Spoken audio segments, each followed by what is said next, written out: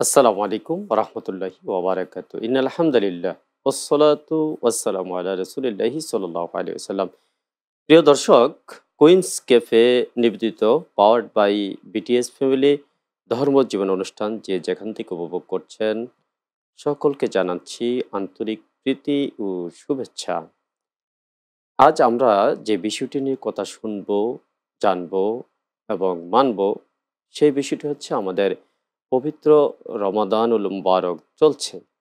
আর এই রমজানুল মুবারকের কিছু হয়তো অনেকের জানা আছে, জানা থাকলেও অনেকে ভুলে গিয়েছি, হয়তো বা অনেকে জানি না। আজকে জেনে নেব ইনশাআল্লাহ এমন কিছু কথা।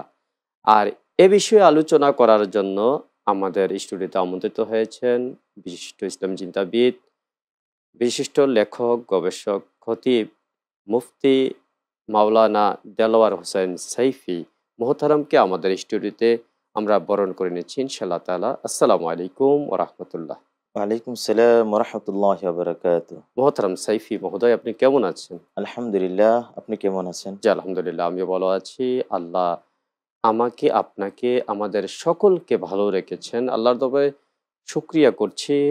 রাসূল আকরাম সাল্লাল্লাহু আলাইহি সাল্লাল্লাহু আলাইহি সাল্লাম। ওয়াসাল্লামের উপর দরুদ ও সালাম প্রেরণ করছি।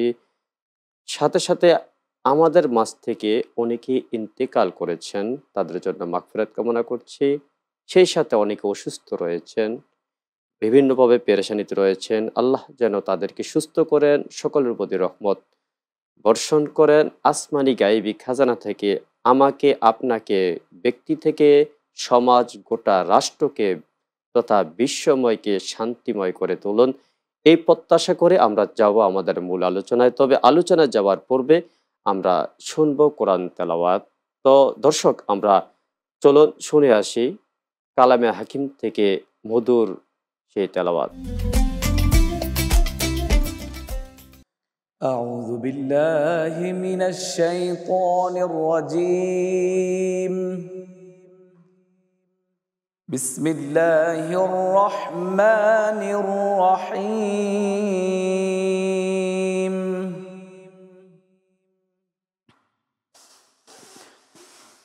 والضحى والليل إذا سجى ما ودعك ربك وما قلى وللآخرة خير لك من الأولى ولسوف يعطيك ربك فترضى ألم يجدك يتيما فآوى ووجدك ضالا فهدى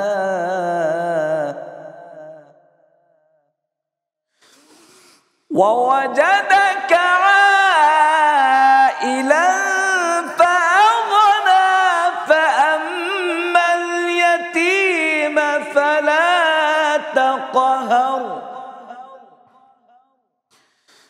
وأما السائل فلا تنهر وأما بنعمة ربك فحدث صدق الله العظيم.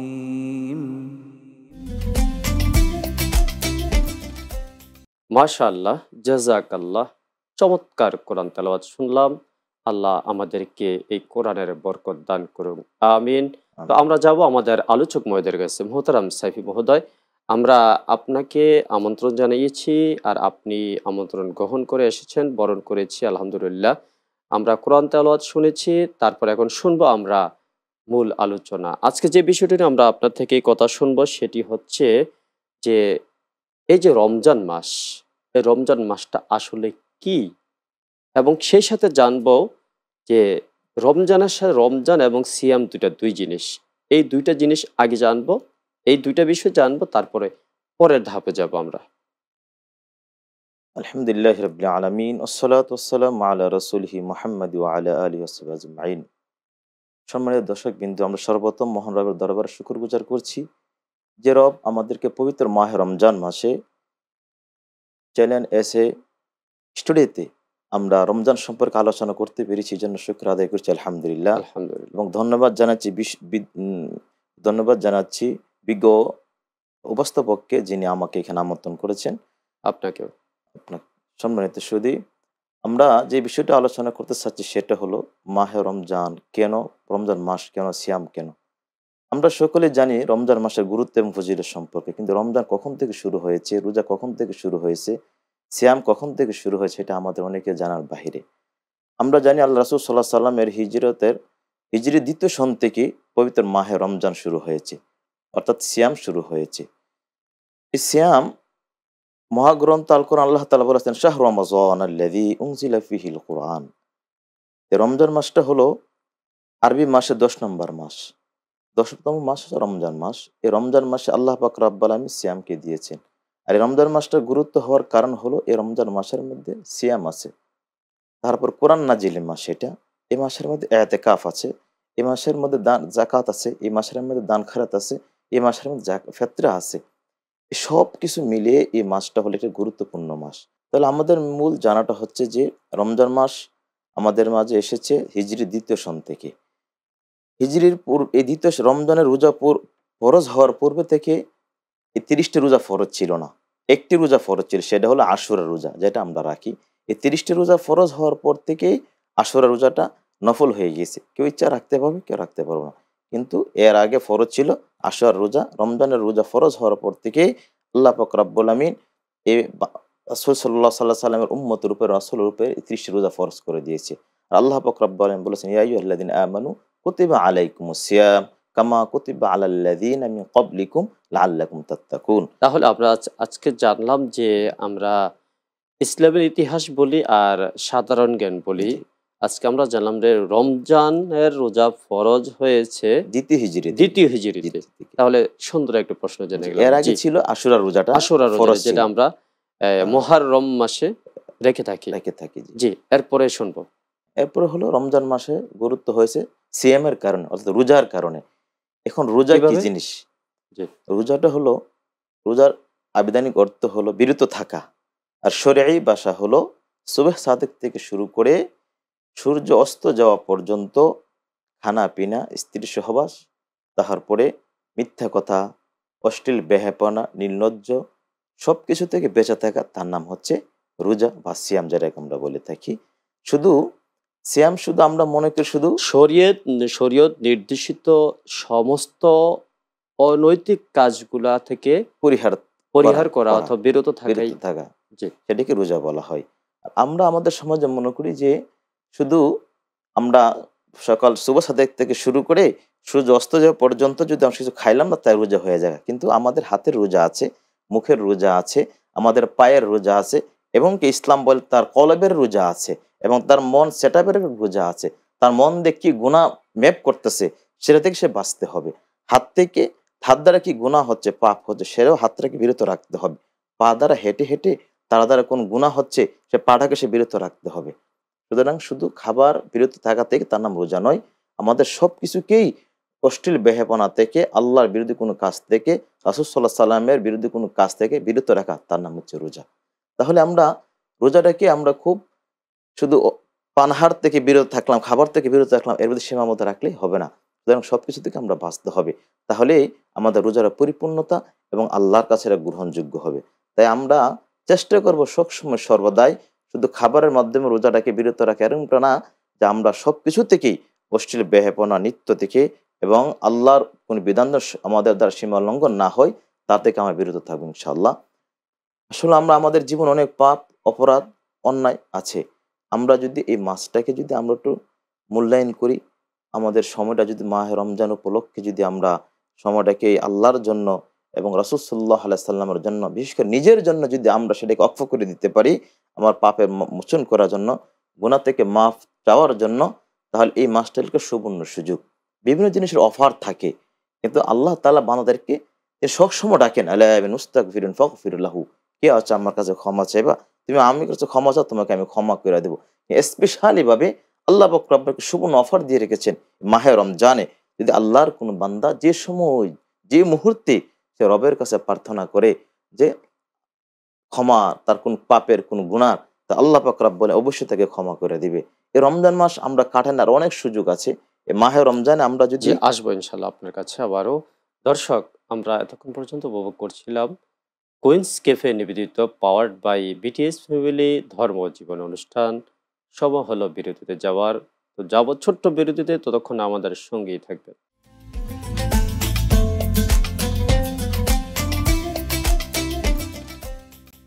আসসালামু আলাইকুম ওরহমতুল্লাহ। দর্শক, স্বাগত জানাচ্ছি আবারও আমাদের সকলের প্রিয় অনুষ্ঠান চ্যানেল এস এর কুইন্স ক্যাফে নিবেদিত পাওয়ার্ড বাই বিটিএস ফ্যামিলি ধর্ম জীবন অনুষ্ঠান।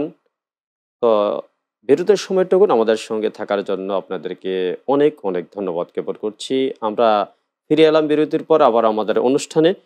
আমাদের মূল অনুষ্ঠানের আলোচক ছিলেন আজকে মোহতারাম মুফতি মাওলানা দেলোয়ার হোসেন সাইফি। মোহতারাম মাওলানা দেলোয়ার হোসেন সাইফি, আপনি ইতিপূর্বে আপনি খুব চমৎকার কথা বলছিলেন, কিছু দিক নির্দেশনা আমাদেরকে দিয়েছিলেন যেগুলো আমাদের দুনিয়ার কল্যাণ এবং আখেরাতের মুক্তির জন্য পাথেয় হয়ে দাঁড়াবে। ওই বিষয়গুলো আমরা শুনছিলাম এবং আমরা ইতিহাস জানছিলাম রমজান কখন থেকে আসছে। তো এখন আমরা যে বিষয়টা আপনার থেকে জানবো সেটি হচ্ছে যে আমরা তো এই রোজা রাখছি, কিন্তু এই রমজানের দিন রাত মিলিয়ে আমরা আমাদের জীবনটাকে কিভাবে কাটাতে পারি, ঠিক সেই দিক নির্দেশনা কোরআন এবং হাদিসের ভিত্তিতে, ইজমা কিয়াসের ভিত্তিতে আমরা শুনবো আপনার কাছ থেকে। আমরা রাত এবং দিন সম্পর্কে আল্লাহ পাক রব্বানি বলেছেন ওয়াসাখখারাল লাইলা ওয়াসাখখারাল লাইলা ওয়ান নাহার। আল্লাহ তাআলা রাতকে এবং দিনকে আল্লাহ তাআলা মানুষের জন্য বরাদ্দ করে দিয়েছেন, নিবেদিত করে দিয়েছেন। অন্য আয়াতে বলেছেন তুলিজুল লাইলা ফিন নাহার ওয়া তুলিজুন নাহারা ফিল লাইল। আল্লাহ তাআলা বলেন রাতকে আমি দিনের ভিতরে প্রবেশ করেছি, দিনকে আবার রাতের ভিতরে প্রবেশ করেছি। অর্থাৎ পুরাটা জীবের দিন রাতকে পুরাটা মানুষের জন্য সাজিয়েছেন। তাহলে দিন এবং রাতটা রমজান মাসে পাওয়া যায়। তাহলে রমজানের দিনটা আমরা কিভাবে কাটাবো? যে রাসূলের হাদিস যেটা আমরা পড়েছি, আল্লাহ রাসূল সাল্লাল্লাহু আলাইহি ওয়াসাল্লাম বলেছেন মান কামা রমাযানা ঈমানাও ওয়া ইহতিসাবান গফির লাহু মা তাকাদ্দামা মিন যামবিহি। রাসূল বলেন তোমরা দিনের বেলা রোজা রাখবা ঈমানের সাথে সওয়াবের আশায়, তাহলে তোমাদের জীবনের গুনাহগুলি মাফ করে দেওয়া হবে। এই দিনের সুবহানাল্লাহ। ভিতরে যদি আমরা আমাদের ব্যবসার পাশে যদি আমরা তার ভিতরে কোরআন, যেহেতু কোরআন নাজিলের মাস, আমরা এখানে একটু কোরআন তেলাওয়াত করতে পারি। যখন আমার সলাত শেষ হয়ে গিয়েছে, সলাত শেষের পরে আমি আল্লাহর দরবারে বসে বসে একটু কোরআন তেলাওয়াত করতে পারি, এখানে এখন সময় কাটতে পারি। দেখা গেল যে আমি প্রশ্ন আসতে পারে দর্শকের প্রশ্নটা আপনাকে করছি জি, যে এখন তো কোরআন আমি ব্যবসা করছি, বিক্রি করব, কোরআন তো আমি সামনে নিয়ে অনেকে পড়ে পড়তে পারবো না, এর বিকল্প কি কিছু আছে? মনে করেন যে আমি ফুল হাফেজও না। জি। সে যদি তার যে সূরাটা মুখস্থ আছে তার জীবনে, সেটি সে সময় মতো তেলাওয়াত করুক। অথবা এখন আমাদের দেশে যে কোরআন তেলাওয়াত পাওয়া যায়, যে বিভিন্ন অনলাইনে ইউটিউবে, সে যদি ওইটাও লাগাইয়া রাখে, আশা করা যায় আল্লাহর পক্ষ থেকে তার দোকানে বা তার ব্যবসা প্রতিষ্ঠানে রহমত নাজিল এবং হবে। সেই সাথে যদি সে বিভিন্ন তাসবিহ তাহলিল মনে হ্যাঁ, মনে পড়ে। মনে মনে পড়ে। হ্যাঁ, তাসবিহ তাহলিল পড়তে পারে, দুরূদ শরীফ পড়তে পারে। কেন দুরূদ শরীফের অনেক ফজিলত। আল্লাহ পাক রব্বুল আলামিন বলেছে ইন্নাল্লাহা ওয়া মালাইকাতাহু ইউসাল্লুনা আলান আলান নবী নবী। ইয়া আইয়ুহাল্লাযীনা আমানু সাল্লু আলাইহি ওয়া সাল্লিমু তাসলিমা। তো আল্লাহ তাআলা নিজে বলতেছেন যে আমি আমার হাবিবের প্রতি দরুদ পড়ি, আমার ফেরেশতারও দরুদ পড়ে। এরপর আল্লাহ তাআলা বলেন ইয়া আইয়ুহাল্লাযীনা আমানু, হে ঈমানদাররা, তোমরা আমার হাবিবের প্রতি তোমরা দরুদ সালাম পড়ো। সুবহানাল্লাহ। তাই এই সুবহানাল্লাহ। রমজান মাস আমরা যে সময় পাবো, ওই সময় আমার রাসূল সাল্লাল্লাহু আলাইহি সাল্লামের উপর দরুদ সালাম প্রেরণ করব। তারপর একটা প্রশ্ন করেছিলেন আমরা রাতটা কিভাবে কাটাবো? আল্লাহ রাসূল সাল্লাম এই হাদিসটার মান কামা রমাযানা ঈমানাও ইহতিসাবান গফির লাহু মা তাকাদ্দামা মিন যামবিহি। আল্লাহ রাসূল সাল্লাল্লাহু আলাইহি সাল্লাম তিনি বলেছেন যে ব্যক্তি রাতের বেলা দাঁড়ায় দণ্ডায়মান হয়ে ইবাদত করবে, অর্থাৎ তারাবি নামাজগুলি আদায় করবে সওয়াবের আশায়, আল্লাহ রাসূল সাল্লাল্লাহু আলাইহি সাল্লাম বলেন তার জীবনের গুনাহগুলো মাফ করে। সুবহানাল্লাহ। আল্লাহ রাব্বুল আলামিন বলেন যে যারা রাতের আঁধারে অন্ধকারে দণ্ডায়মান হয়ে একাগ্রতার সাথে যারা আমার কাছে প্রার্থনা করে, যারা নামাজ পড়ে, তাহাজ্জুদের নামাজ পড়ে, আমার কাছে দোয়া করে, সে হলো ইবাদুর রহমান, সে হলো আমার প্রিয় বান্দা। সুবহানাল্লাহ। আত্মবিশ্বাসের সাথে আমরা যদি এই ইবাদতগুলো করি তাহলে আল্লাহ রাব্বুল আলামিন অবশ্যই অবশ্যই অবশ্যই কবুল আমাদেরকে করবেন মাফ তিনি। করবেন। আর অবশ্যই। সেই আত্মবিশ্বাসের অপর নাম হচ্ছে ঈমান। যেই ঈমান। কথা বলছিলেন আপনি যে জি। ঈমান ও ইহতিসাবান। ইহতিসাবান। তো অবশ্যই আমাদেরকে আগে আমাদেরকে কনফিডেন্স জাগাতে হবে যে আমরা আল্লাহ আমাকে মাফ করবেনি, কেননা আল্লাহ নিজেই ওয়াদা করেছেন। ওয়াদা করেছেন। আল্লাহর ওয়াদা তো আমরা বরখেলাপ করি, কিন্তু আল্লাহর অবশ্যই। ওয়াদা তো বরখেলাপের কোনো সুযোগ সুযোগ নেই। নেই। জি। আল্লাহর ওয়াদা হচ্ছেন ওয়াদাল্লাহি হাক্কান, আল্লাহর ওয়াদা হচ্ছেন সবচেয়ে সত্য। সত্য। তো অবশ্যই আল্লাহ আমাদেরকে মাফ করবেন। এটা হচ্ছে গুনাহ মাফের মাস, যেমনটা আপনি বলছিলেন। সুতরাং সবকিছু আমাদের ইস্তিগফার করতে পারি ইস্তেগফার আমরা। করতে পারো, ইস্তেগফার। জি, ইস্তেগফার অনেক গুরুত্ব। আমাদের মাহে রমজানে যদি আমরা ইস্তেগফার পড়ি বেশি, বেশি, আল্লাহ রাসূল সাল্লাল্লাহু আলাইহি ওয়াসাল্লাম বলেন, কাফালাদাতহু উম্মুহু, যে কোনো আল্লাহর বান্দা যদি ৩ বার ইস্তেগফার পড়ে, যেন আজকে সকালবেলা একটা শিশু জন্মগ্রহণ করলে যেন তার কোনো গুনাহ থাকতে পারে না, ঠিক তেমনি ভাবে ওই ইস্তেগফার পড়নেওয়ালা তার জীবনে কোনো গুনাহ থাকবে না। সুবহানাল্লাহ, সুবহানাল্লাহ। তাহলে সুবহানাল্লাহ। ইস্তেগফার অনেক ফজিলত। তাহলে এই রমজান মাসে আমরা রাতের বেলা, দিনের বেলা হাঁটতেছি, শুয়ে আছি, বসে আছি, হ্যাঁ? যে একটু সময় পাই আমরা বেশি, বেশি ইস্তেগফার পড়া, কোরআন তেলাওয়াত করা, দরুদ শরীফ পড়া। আমরা এইভাবে মাহে রমজানটা কাটাতে তাসবিহ পারি। তাহলিল পড়ব। তাসবিহ তাহলিল যেমন আদায় করা। সুবহানাল্লাহ, সুবহানাল্লাহ, আলহামদুলিল্লাহ, লা ইলাহা আলহামদুলিল্লাহ, লা ইল্লাল্লাহ, ইলাহা আল্লাহু আকবার, ইল্লাল্লাহ, আল্লাহু ওয়ালিল্লাহিল আকবার। হামদ। এগুলি আর আমরা এই বিষয়গুলো পড়তে গিয়ে আমরা অনেকে তাসবিহ পড়তে জি, গিয়ে আমরা তাসবিহর দানা কে আমরা করি, অথবা অনেকে ওয়াচ অথবা আমরা ডিজিটাল যে তাসবিহ থাকে ওইটাকে আমরা নিয়ে থাকি। জি। অবশ্য এটা সবাই জানে এটা না জায়েজ না, নয়। না। হ্যাঁ, এটা ভালো। কিন্তু এর চাইতে আরেকটি ভালো পদ্ধতি আছে, সেটা আপনার থেকে জানতে সেটা চাই। হলো যে মানুষ যদি তার হাতের দ্বারাতে গণতে পারে, সেটা হলো সবচাইতে ভালো পদ্ধতি। আর কোন মানুষ যদি তার সে হাতের দ্বারা সে পারফেক্ট সে গণতে পারতেছে না, তো তার জন্য সেই সুযোগ। কিন্তু সর্বপ্রথম সে হাতিয়ার বেছে নিবে, তার যে সে গণনার জন্য, সেটা হলো হাত। এবং এ কেন? ব্যাপারে একটা হাদিসও রয়েছে হ্যাঁ, যে জি, আল্লাহ রাসূল বলেছেন যে এই হাতগুলো যখন আমি গণবো এগুলো আমাদেরকে সাক্ষী দিবে। সাক্ষী দিবে। আর এমনি তো কোরআন সূরা ইয়াসিনের মধ্যে আছে, আল-ইয়াউমা নাখতিমু আলা আফওয়াহিহিম ওয়া তুকাল্লিমুনা আইদিহিম ওয়া তাশহাদু আরজুলুহুম বিমা কানু ইয়াকসিবুন। যে কাল কিয়ামতে আল্লাহ পাক রাব্বুল মুখকে বন্ধ করে দিবে, হাত সাক্ষী দিবে, পা সাক্ষী দিবে। সুতরাং আমি যদি আমার তাসবিহগুলি যেমন হাতের দ্বারা গনে, গনে পড়তে পারি, আমার আশা ও বিশ্বাস এই হাত আমার জন্য সাক্ষী দিবে। সুবহানাল্লাহ। তাহলে এইজন্য সুবহানাল্লাহ। আমরা, যাদের সুযোগ আছে আমরা হাতে গণবো। যদি কোনো সমস্যা থাকে, কোনো সে গণার কোনো সে সীমারেখা রাখতে পারে না, তাহলে তারা যেন ওইগুলো ব্যবহার করা। ব্যবহার করতে পারবে, তবে এভাবে করাটা হচ্ছে সব উত্তম উত্তম, পন্থা। এবং সবচাইতে উত্তম। যেহেতু রাসূল করিম সাল্লাল্লাহু আলাইহি ওয়াসাল্লাম বলেছেন যে এই হাতগুলা এই প্রত্যেকটা আমাদের জন্য কি হবে? সাক্ষী সাক্ষী সাক্ষী হবে হয়ে এবং দাঁড়াবে। নাজাতের উসিলা হবে। আর এটা রমজানে বেশি করলে আরো কি হবে? যেমন এটা হচ্ছে নফল ছিল, এটা জি, ফরজ হয়ে যাবে। একটা ফরজ ৭০টা ফরজের মতো হয়ে যাবে। জি, যে সর্বশেষ আরেকটি বিষয় জানবো যে আমরা যে মানুষের জীবনের ওপর আমরা কিন্তু রোজা ফরজ হয়েছে সেই ইতিহাস জেনেছি, জি। যে আপনি বলেছেন ৩য় হিজরীতে, কিন্তু মানুষের উপর মানুষের জীবনে রোজা কখন রাখা ফরজ হয়েছিল? একটা মানুষের জন্য রমজান রোজা ফরজ হয়, সে যখন প্রাপ্তবয়স্ক হবে, তাহার উপর রোজা ফরজ শুরু হয়ে যায়। হ্যাঁ? যে একটা কয়েকটি শর্ত প্রাপ্তবয়স্ক, আছে, কয়েকটি হ্যাঁ, শর্ত শর্ত শুনলাম। আছে, সেগুলি ফরজ হয়ে যায়। আর প্রত্যেক মানুষের জীবনে হচ্ছে সেটা রমজান মাসে রোজা ফরজ। আর মানুষের বালেগ হওয়ার পর থেকে, অর্থাৎ প্রাপ্তবয়স্ক হওয়ার পর থেকে মৃত্যু পর্যন্ত তার উপর একটা রোজা আছে। অর্থাৎ মাহে রমজান রোজাটা আসে এই জন্য যে সে যেন এই রমজান মাস যেভাবে কাটাবে, পাপাচার, অত্যাচার, অবিচার, গুনাহ থেকে বেঁচে থাকা, জুলুম থেকে বেঁচে থাকা, মাপে কম দেওয়া থেকে বেঁচে থাকা, এটা যেভাবে রমজান মাসটা কাটাবে, এই মাসটাই আসে যে একটা ট্রেডিং এর মাস। অর্থাৎ সে যেখান থেকে প্রশিক্ষণ নিতে পারে এই ৩০ দিনের ভিতরে, এই রোজা ৩০ দিনের ভিতরে। তাহলে একটা মানুষ ৩০ দিন রোজা রাখে সবকিছু থেকে বাঁচার জন্য। এই ৩০ দিনের শিক্ষাটাকে তার মৃত্যু পর্যন্ত সে বাস্তবায়ন করতে হবে। তাহলে সেটা আরেকটা রোজা শুরু হয়ে যায়। অর্থাৎ মাহে রমজানে যেভাবে গুনাহ থেকে বেঁচে থাকছে, বাকি ১১টা মাসও এভাবে বেঁচে থাকবে। অর্থাৎ ততদিন তার হায়াত আছে দুনিয়ার ভিতরে, ততদিন সে অশ্লীল, বেহায়াপনা এবং জুলুম, অত্যাচার, পাপাচার, জিনা সবকিছুতে বেঁচে থাকবে। এটাকে আরেকটা জীবনের রোজা বলা হয়। আর আমরা শুধু রোজা জানি শুধু ৩০ দিনের রোজাটা। শুধু এটার সাথে একটা শিক্ষণীয়। ৩০ দিন আমরা শিখবো। As a trading. G, trading, এটা একটা হলো ট্রেডিং। এখান থেকে আর প্রশিক্ষণ আমরা, প্রশিক্ষণটা হচ্ছে আপনার জি, খুবই মানে প্রশিক্ষণ বিষয়টাই হচ্ছে আপনার আপনার কি ক্রিটিক্যাল, জি। এবং এটা পালন করতে খুব কষ্ট হয়। কষ্ট হয়। এই হ্যাঁ? প্রশিক্ষণের ভিতরে যারা উত্তীর্ণ হইতে পারবে, বাকি জীবন তার জন্য সফলতা আনবে। তাহলে আমরা চেষ্টা করব যে আমরা ৩০ টা দিন যেভাবে রোজা রাখি, মানে সবকিছু আমরা থেকে বেঁচে কঠিন থাকি। প্রশিক্ষণ নিব জি, আর সহজভাবে আমরা জান্নাতে যাব। জান্নাতে যাব এবং বাকি ১১ টা মাস যেন আমরা এই মাহে রমজানের মধ্যে কাটাইতে পারি। এজন্য পবিত্র এই মাহে রমজান প্রশিক্ষণের আঙ্গিক কি? আঙ্গিকে যেন কাটাতে পারি। এজন্য পবিত্র মাহে রমজান আমাদের মাঝে উপস্থিত হয় বারবার। আরেকটি বিষয় আমরা সর্বশেষ জানবো, সেটি হচ্ছে এই রমজানুল মুবারকে আল্লাহ রাব্বুল আলামিন বেহেশতের সব দরজা খুলে দেন ফজিলতের দিক থেকে, ফজিলতের দিক দিয়ে। এবং শয়তানগুলাকে, জাহান্নাম তো বন্ধ থাকে, শয়তানগুলাকে শৃঙ্খলাবদ্ধ করা হয়। জি, অবশ্যই। হ্যাঁ, এর পরে আমরা অনেকে সেই দুষ্টমি, জি। খারাপ কাজ ছাড়তে পারছি না। এ বিষয়ে কি বলবেন? যেহেতু মানুষের ভিতরে একটা শয়তানি থাকে, সূরা নাসের ভিতরে আল্লাহ বলছে, "কুল আউযু বিরাব্বিন নাস, মালিকিন নাস, ইলাহিন নাস, মিন শাররিল ওয়াসওয়াসিল খান্নাস, আল্লাযী ইউওয়াসওয়িসু ফি সুদুরিন নাস মিনাল জিন্নাতি ওয়ান নাস।" জিন জাতের শয়তানগুলিকে আবদ্ধ করা হয়। কিন্তু মানুষ শয়তান তো আর আবদ্ধ করা হয় না। মানুষের ভিতরে যে আছে, যে জুলুম, অত্যাচার, অবিচার আছে, সেগুলি তার বন্ধ করা হয় না। সেগুলির জন্য আমাদের আত্মশুদ্ধি হইতে হবে। মানুষকে এই মাহে রমজান উপলক্ষে আমাদের আত্মশুদ্ধি হইতে হবে। আল্লাহর ভয়, ইত্তাকুল্লাহ, আল্লাহর ভয় মানুষের অন্তরে জন্মাইতে হবে। মানুষকে ইসলাহ হইতে হবে।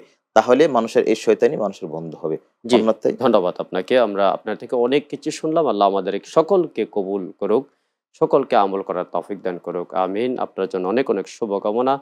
দর্শক, আমরা এতক্ষণ পর্যন্ত উপভোগ করছিলাম কুইন্স ক্যাফে নিবেদিত পাওয়ার্ড বাই বিটিএস ফ্যামিলি ধর্মজীবন অনুষ্ঠান। তো শেষ করব আজকের মতো এখানেই। শেষ করার পূর্বে ঠিক একই সময় একই চ্যানেলে আমরা অন্য কোনো বিষয় নিয়ে আবারও হাজির হব আপনাদের খেদমতে। ততক্ষণ পর্যন্ত আপনারা ভালো থাকুন, সুস্থ থাকুন। ফি আমানিল্লাহ। আসসালামু আলাইকুম ওয়া রাহমাতুল্লাহ।